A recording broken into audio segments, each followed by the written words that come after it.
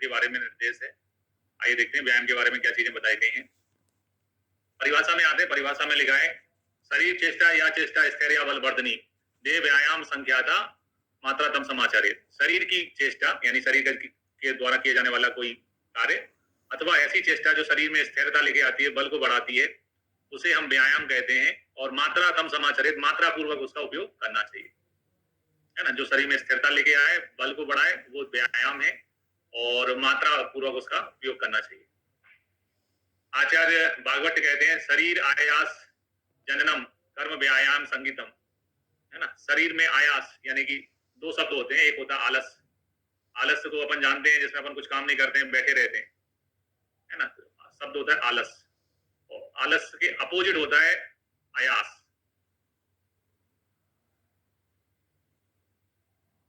आयास का मतलब होता है शरीर को भिन्न प्रारूपों में जोड़ना, है ना। शरीर को अलग अलग जो है उसमें मतलब एनर्जेटिक वे में जो है दूसरे पोजीशंस में लेके जाना, है ना। तो जो क्रिया से शरीर में आयास की उत्पत्ति होती है उसे व्यायाम कहते हैं, ऐसा आचार्य सुश्रुत कहते हैं। और इसी को कॉपी करते हुए भागवत ने लिखा है शरीर आयास जननम कर्म व्यायाम उच्चते। ठीक है, तो दोनों में पहले तीन शब्द एक जैसे हैं। सुश्रुत में संगीतम आया है, सुश्रुत के श्लोक में संगीतम है, सा से सुश्रुत सा से संगीतम। और भागवत के श्लोक में उच्चते आया है ना। तो भागवत में एक भागवत जो है वृद्ध है, वृद्ध जो व्यक्ति है ना, वो ऊंचा सुनते हैं, मतलब बहरापन रहता है उनका आवाज, है ना, जोर से बोलो, ऊंचा सुनते हैं, यानी उच्चते को हमने दूसरे तरीके से याद किया, है ना। कैसे याद किया श्लोक को, सा से सुश्रुत सा से संगीतम, है ना, सा से सुश्रुत सा से संगीतम। तो सुश्रुत में जो है संगीतम शब्द आता है, सा से सुश्रुत में संगीतम है, और भागवत में उच्चते है, ऊंचा सुनते हैं भागवत, है ना। हिंदी में मतलब वही है, शरीर में आयास उत्पन्न करने वाले कर्म को क्या कहते हैं, व्यायाम कहते हैं। ठीक है, एग्जाम में कैसे पूछा जाएगा वो हमेशा अपन को सोच के चलना है। एग्जाम में श्लोक आ सकता है, पूछा जा सकता है किस आचार्य का है। अब व्यायाम करना है तो व्यायाम कितनी मात्रा में करना चाहिए, तो उसके लिए लिखा है, चरक ने कहा है कि मात्रा अनुसार, है ना। व्यायाम जो है मात्रा अनुसार करना चाहिए।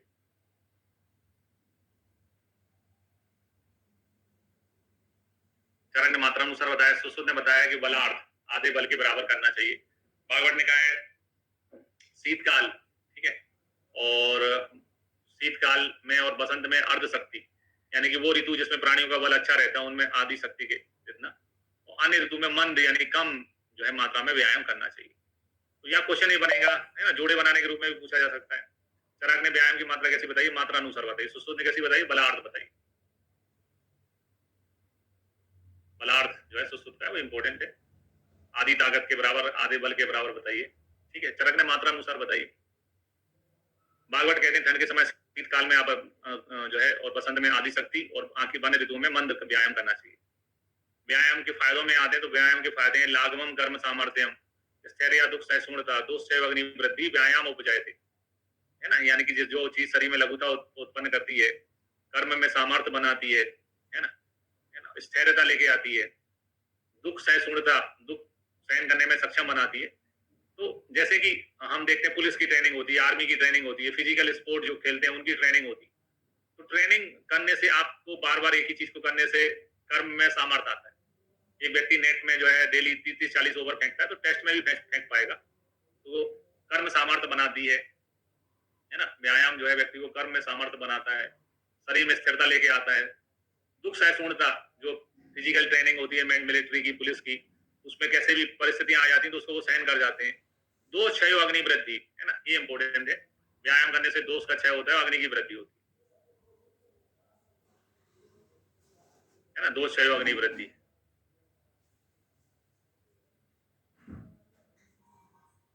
उसे व्यायाम कहते हैं। ये चरक का श्लोक है, चरक के श्लोक में दोष क्षय शब्द आता है, अग्नि की वृद्धि आती है। भागवत अष्टांग संग्रहकार का जो श्लोक है उसमें लिखा है लाघवम कर्म सामर्थ्यम दीप्तो अग्नि, है ना, दीप्तो अग्नि मेद सा क्षय, अग्नि की वृद्धि होती है और मेद का क्षय होता है। तो ये दोनों के श्लोक में थोड़ा सा डिफरेंस है, चरक में दोष क्षय लिखा है और अष्टांग में मेद सा क्षय लिखा हुआ है। चरक में लिखा है दोष क्षय और यहाँ पे लिखा है मेद सा क्षय, है ना। चरक के में दोष क्षय है और भागवत में मेद का क्षय है ना। बुढ़ापे में व्यक्ति, कई लोग दुबले पतले रह जाते हैं, कई लोग, है ना, अपूसिंग हो जाते हैं, फैल जाते हैं, है ना। अष्टांग में मेद सा क्षय, मेद का संग्रह होता है, इकट्ठी होती है बॉडी में, है ना, मेद का संग्रह होता है।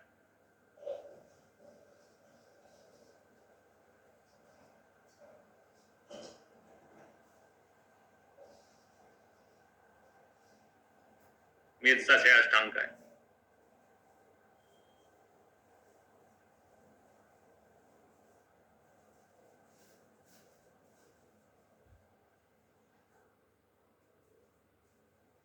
है ना, संग्रह का श्लोक में मेद का 6 आया है। याद करने के हिसाब से मैंने बोला कि आप दिमाग में हिंट बना लो कि मेदसा 6 जो है वो संग्रहकार का है। फिर आओ व्यायाम के लक्षण में स्वेद आगम, शरीर में पसीना आने लगना, श्वास आना, श्वास वृद्धि, गात्राणाम लागव, है ना, श्वास का बढ़ जाना, शरीर में लघुता फील होना, और हृदय अवरोध इति व्यायाम लक्षणम, हृदय में अवरोध होना ये व्यायाम का लक्षण है। किसने बताया? योगीनाथ सेन, यानी जो चरक के टीकाकार है। तो जब भी हम व्यायाम करते हैं हमें पसीना आता है और हमारी जो रेस्पिरेटरी रेट है वो बढ़ जाती है ना, सांस लेने की रफ्तार जो है वो बढ़ जाती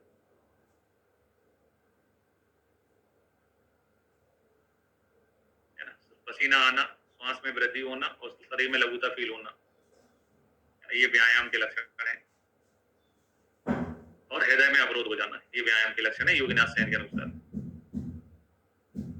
अब आते हैं जो बलार्थ जो होता है, आधे बल के बराबर व्यायाम क्या होता है। यदि स्थानो वायु वक्त ना प्रवर्तते, जब हृदय में स्थित वायु जो है वक्त यानी मुंह से निकलने लगती, आमतौर पे हृदय में व्यान वायु रहती है तो वो मुंह से निकलने लगती है, जिसको अपन हाँफना कहते हैं। यार तुम तो हाँफने लग गए, जब अपन नाक की जगह मुंह से सांस लेने लगते हैं तो उसको हाँफना कहते हैं। हाँफने का मतलब आप थक गए हो, आपकी बॉडी जवाब दे रही है। जैसे किसी व्यक्ति को कभी पैदल नहीं चलता, उसको पैदल चलना पड़ जाए 2-3 किलोमीटर तो हाँफने लग जाता है। तो हृदय में स्थित वायु मुंह से निकलने लग जाए, व्यायाम कुर्वन्तो जंतु बलादास लक्षण है, ये बलार्थ का लक्षण है। यानी जब आप हाँफने लग जाओ, मुंह की नाक की मुंह से सांस लेने लग जाओ तो व्यायाम बंद कर देना चाहिए, है ना, ये बलार्थ का लक्षण है। दलाल ने भी बताया बलार्थ का लक्षण, दलाल वाला क्वेश्चन हिमाचल पीएससी में आया भी है। तो दलाल ने कहा जब बलार्थ होता है तो कक्षा जो आर्म पिट होती है वहां पसीना आने लगता है, ललाट पे पसीना आने लगता है, कक्षा पे पसीना बताया, ललाट में पसीना बताया, नासा में पसीना आने लगता है, हाथ पैर में पसीना आने लगता है। इतने स्थानों पे प्रस्वेद बताया है कि यहाँ पर जो है पसीना आने लगता है, इतने 5 जगह पे, है ना, 5 जगह पे पसीने आने लगता है, मुख सूखने लगता है ना, ये बलार्थ का लक्षण है। आप पुराने पेपर लगाओगे तो ये शिमला पीजी का है ना, वो भी 2010 का है। वहां क्वेश्चन ये पूछा गया था कि निम्नलिखित में कौन सा बलार्थ का लक्षण नहीं है, है ना। ऑप्शन थे sweat on armpit, sweat on forehead, है ना, मुख सोस, है ना, और ये increase of heart rate. Increase of heart rate ऐसा कुछ लिखा नहीं है यहाँ पे, है ना। ललाट में, नासा में, कक्षा में, हाथ पैर में पसीना आता है और मुख सोच, 2 ही लक्षण यहाँ पे आते हैं बलार्थ के जो दलाल ने बताए। कक्षा, ललाट, नासा, हस्तपाद में प्रस्वेद होना और मुख सोच होना, ये 2 लक्षण बताए।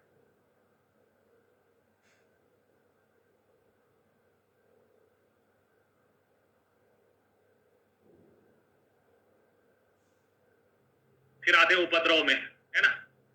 कई लोगों को आदत होती है शुरू शुरू में जिम जाते हैं तो खूब मेहनत करते हैं, उसके बाद में 1 हफ्ते बाद जिम छोड़ देते हैं, मतलब, है ना। टू मच एक्सरसाइज करने के बहुत सारे कॉम्प्लिकेशन होते हैं। उसमें लिखा है कि श्रम, क्लम, क्लम शब्द का मतलब मैं समझा चुका हूँ आपको। श्रम का मतलब होता है फिजिकल जो है एक्सरसाइज से थक जाना, है ना, और क्लम का मतलब होता है बिना कुछ परिश्रम किए थक जाना। जैसे जो आईएएस ऑफिसर होते हैं वो मीटिंग ले लेके थक जाते हैं। मीटिंग में क्या कुर्सी पे बैठना ही है, बोलना ही होता है, फिर भी मीटिंग ले लेके थक जाते हैं। एक किसान है, मजदूर है, वो खेतों में दिन भर काम करता है, वजन उठाता है, वो थकता है। एक श्रम होता है, श्रम के विपरीत क्लम होता है। क्लम यानी बिना कुछ किए थक जाना।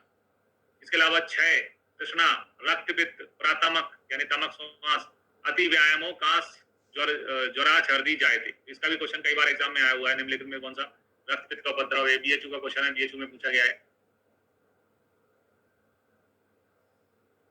तो तृष्णा लक्षण है, रक्तपित्त है, प्रातामक है, क्षय है ना, क्षय, तृष्णा, रक्तपित्त, प्रातामक का अति व्यायामो, काश यानी खांसी, ज्वर और छर्दी ये उत्पन्न हो जाते हैं।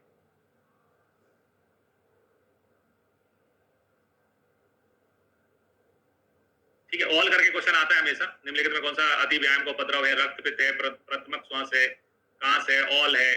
ऑल करके क्वेश्चन पूछा गया है। क्षय, तृष्णा, रक्तपित्त, कांस, छर्दी ये सारे उपद्रव होते हैं। फिर एक लाइट एक्सरसाइज होती है जिसको अपन चंक्रमण कहते हैं। चंक्रमण का मतलब है टहलना, वॉकिंग। तो इसको आजकल अपन टहलना कहते हैं।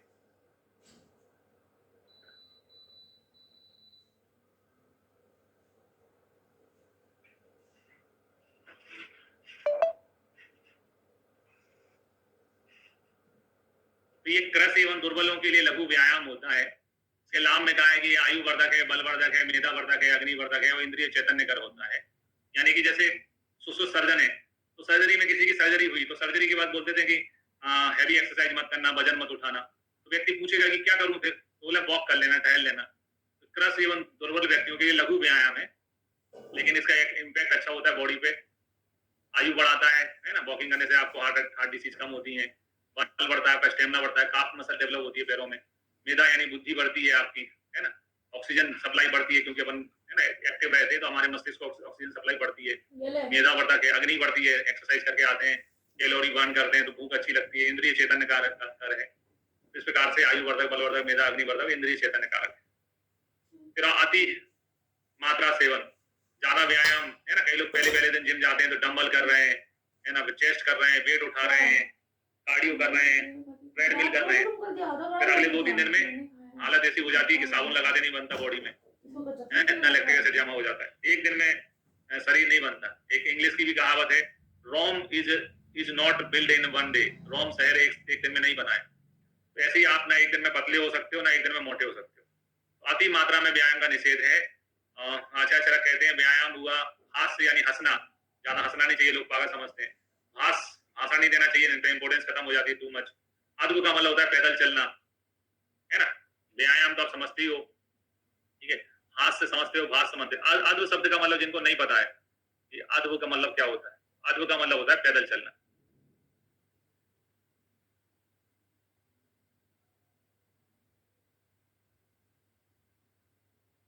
ठीक, और ग्राम्य धर्म का मतलब होता है मैथुन, ग्राम्य धर्म का मतलब होता है मैथुन। और प्राजागरण यानी कंटिन्यूस जागना, नींद पूरी नहीं हो पाना। तो ये सब चीजें बुद्धिमान व्यक्ति को अति मात्रा में नहीं करना चाहिए, अन्यथा उसका विनाश वैसे ही होता है जिस प्रकार से एक गज यानी हाथी को शेर जो है खींचने का प्रयास करता है, गज से इव अरसन, यानी हाथी भारी होता है, शेर जंगल का राजा है, बलवान है, लेकिन शेर में कितनी भी ताकत हो वो हाथी को नहीं खींच सकता है। उसी प्रकार से एक जब शेर हाथी को खींचने जैसा जो प्रयास होता है वैसी हालत हो जाती है। स्पोर्ट में भी अपन देखते हैं इंजरी, है ना, इंजरी का कारण भी होता है कि आपने जरूरत से ज्यादा वजन उठा लिया, जरूरत से ज्यादा एक्सरसाइज कर ली। तो ये चीजें ज्यादा मात्रा में नहीं करना चाहिए। कौन कौन सी चीजें आजकल ऐसे क्वेश्चन बनते हैं, निम्नलिखित कौन में से अति मात्रा में नहीं करना चाहिए? एक ऑप्शन व्यायाम ए, हास्य बी, भाष्य सी, अद्भुति, ग्राम धर्म ई, प्राग जागरण एफ, फिर पूछा कौन सा ए बी, केवल ए बी सी, केवल ए, केवल ए बी डी, इस टाइप के क्वेश्चन बनते हैं आजकल। तो ये इतनी 6 चीजें जो है यहाँ पे मना की है, ज्यादा नहीं करना चाहिए। फिर व्यायाम के आयोग, है ना, किन लोगों को व्यायाम नहीं करना चाहिए? तो व्यायाम का मतलब है लंग्स एक्सरसाइज। व्यायाम में सबसे ज्यादा इंपॉर्टेंट पार्ट बॉडी का होता है वो है लंग्स, लंग्स की कैपेसिटी वो होती है व्यायाम में। तो लंग्स जो है जिसमें प्रभावित है, जैसे श्वास की बीमारी है, सोस है, कांस है, उरा छत का रोगी है, ठीक है, इनको व्यायाम नहीं करना चाहिए होती है व्यायाम में। तो लंग्स जो है जिसमें प्रभावित है, जैसे श्वास की बीमारी है, सोस है, कांस है, उरा छत का रोगी है, ठीक है, इनको व्यायाम नहीं करना चाहिए।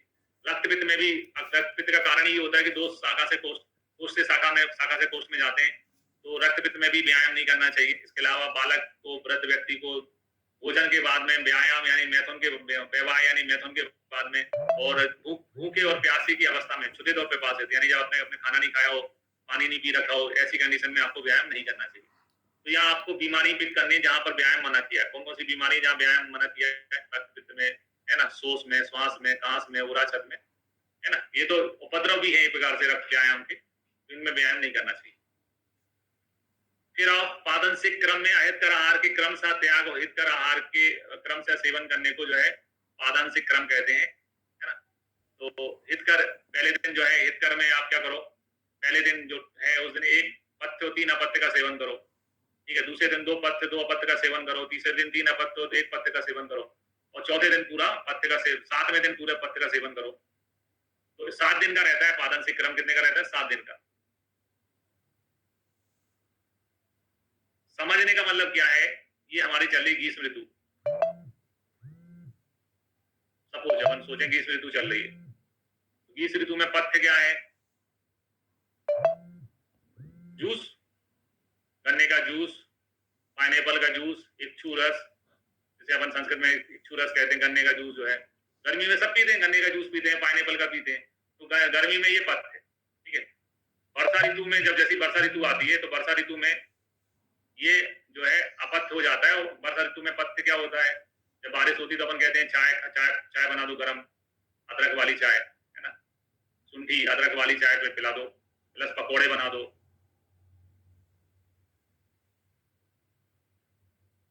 ठीक है। तो अब पादांशिक क्रम ये कहता है कि गर्मी के बाद में पहली बारिश हुई, फर्स्ट रेन, पहली रेन हुई, बारिश हुई, तो आपके मन में क्या जागा? पकोड़े खाना है। ठीक है। तो यहां पर उन्होंने बोला कि ऐसा नहीं है, आप एकदम पूरा चेंज नहीं करते हो, है ना, थोड़ा एक टाइम पकोड़े खा लो, एक आध टाइम जो है आप अभी, है ना, वो उमस तो रहती है, उमस रहती, वीकनेस रहती, तो आपको जूस पीने की इच्छा तो होगी, तो आप जूस पी लो, है ना, अगले दिन दो टाइम दो पकोड़े खा लो, दो जूस पी लो, फिर तीसरे दिन जो है ना, ऐसे करके आपको धीरे धीरे जो चीजें हैं, एक जो एक ऋतु में जो अपत्य होती है उनको त्याग करना होता है, दूसरी ऋतु में जो पत्य होती है उनको त्याग करना, उनको सेवन करना पड़ता है। ठीक है। इस पादन से क्रम में 7 दिन का टाइम लगता है। क्वेश्चन कैसे बनेगा? क्वेश्चन ये बनेगा कि पादन से क्रम का वर्णन कहाँ है? तो चरक सूत्र अध्याय 7वें चैप्टर में एक तो क्वेश्चन ये बना। दूसरा, पादन से क्रम कितने दिन का होता है? 7 दिन का होता है। ये टेबल बनाना, ये टेबल अपन ने बना दी। ठीक है। पादन से क्रम के कौन से दिन जो है सभी पथ्य चीजों का सेवन किया जाता है? तो 7वें दिन सभी पथ्य चीजों का सेवन किया जाता है। ठीक है। इतने 3 क्वेश्चन इसमें बन सकते हैं। पादन से क्रम का वर्णन कहाँ है ना, कितने दिन का होता है, और कौन से दिन जो है पादन से क्रम के कौन से दिन पूर्णता पथ्य का सेवन किया जाता है? तो 7वें दिन जो है पूर्णता पथ्य का सेवन होना स्टार्ट हो जाता है। ऐसा करने से क्या होता है? क्रमेण उपचिता दोषा, क्रमेण है ना, क्रमेणो उपचिता दोषा, दोषों जो है दोषों का अपचय होता है, यानी दोष कम होते हैं शरीर में धीरे धीरे, और गुणों का उपचय होता है, यानी गुण जो है बढ़ते हैं, दोष घटते हैं और गुण जो है वो बढ़ते हैं। ऐसा करने से ये फायदा होता है। टू मच डिटेल में नहीं जाना है, जितना समझाया उतना याद रखना है अपन को। फिर आते हैं शारीरिक प्रकृति का वर्णन है चैप्टर में। शारीरिक प्रकृति के बारे में क्या लिखा हुआ है?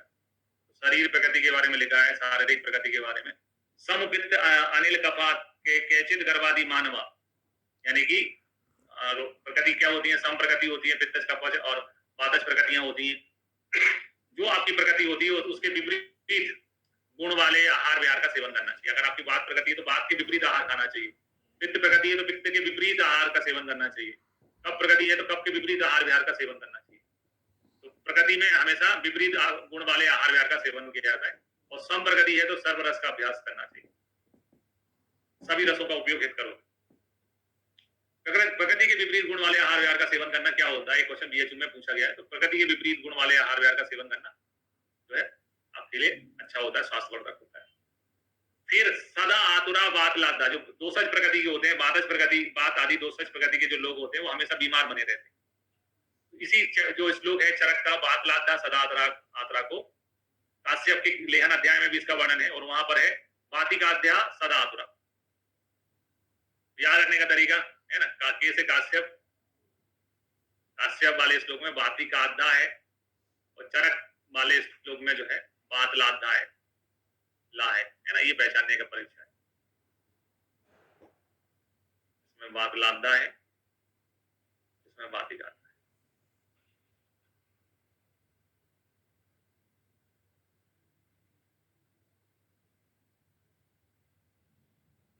ठीक। फिर आए मलायन, है ना। अयन का मतलब होता है मार्ग।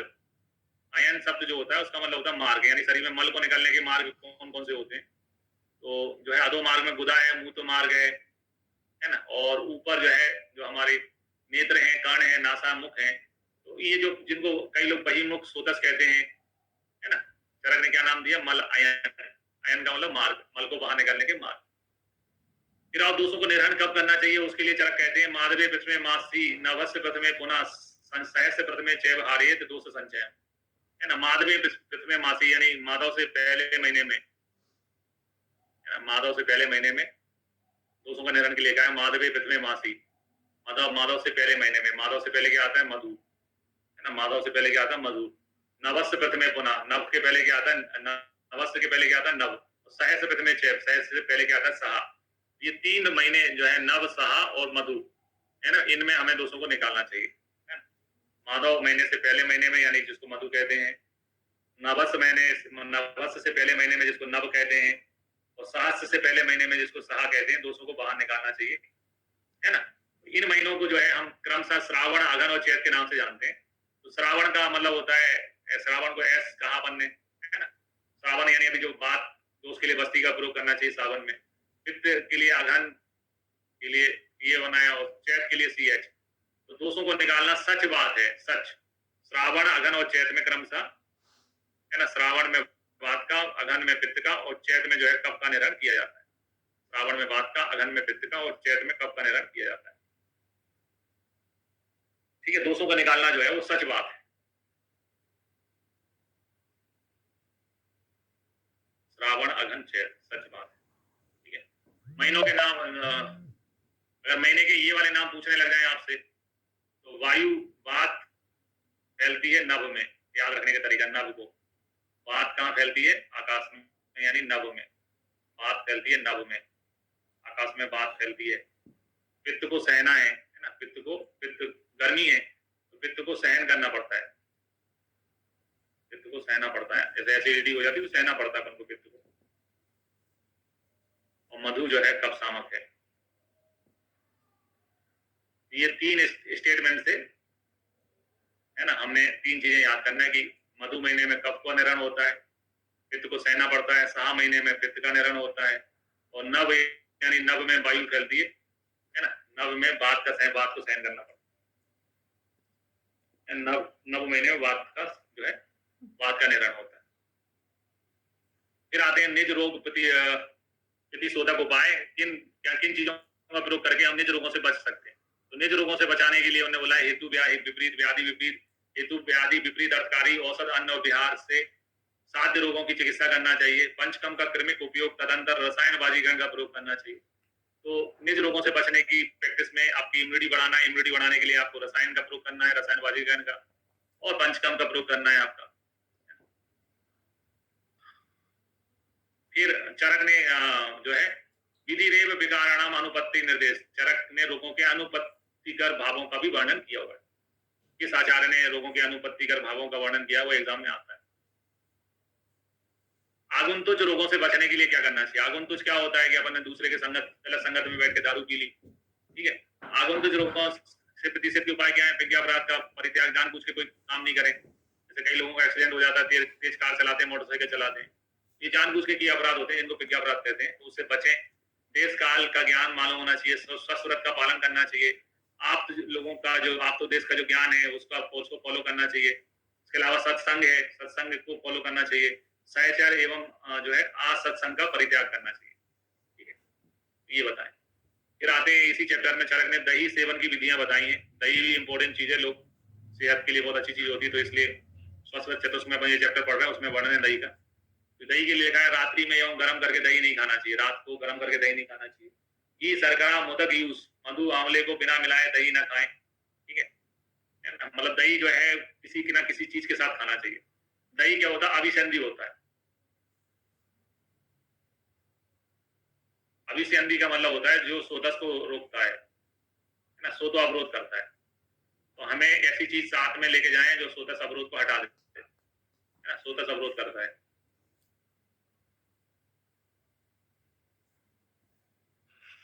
ठीक है, तो ऐसी चीज किसी ना किसी चीज को मिला के देना चाहिए। घृत है, शर्करा है, मोदक यूज है, मधु, आंवले को बिना मिलाए दही नहीं खाना चाहिए।